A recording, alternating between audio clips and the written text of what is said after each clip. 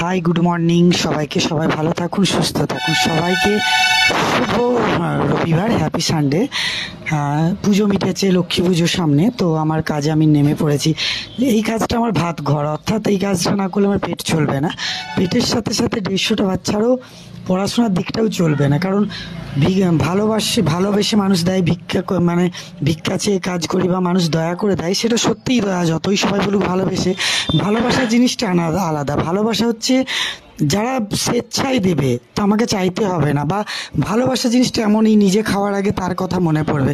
সুতরাং যারা ভালোবেসে দেবে বাচ্চাদেরকে, তারা একবার প্রতি মাসে একটা পেন দিল, পরের মাসেও একটা কলম দেবে, মানে দিতেই থাকবে। কিন্তু দয়া জিনিসটা বারে বার যখন আমি ভিক্ষা চাইবো, পায়ে ধরে আমি রিকোয়েস্ট করবো, মেসেজ করবো যে আপনার পা ধরে অনুরোধ করছি বাচ্চাদের এইটা একটু দিন, সেটা মুখে বলে আমরা ভালোবেসে দিলাম, কিন্তু ওটা দয়াই দেওয়া হয়।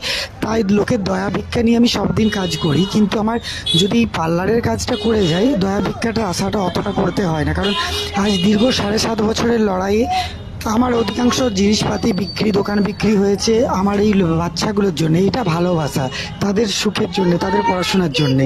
আর এখন কিছু মানুষের দয়াতে চলছে, ঠিক কথা, কিছুটা চলছে, বিকেলে টিফিন ফিফিন।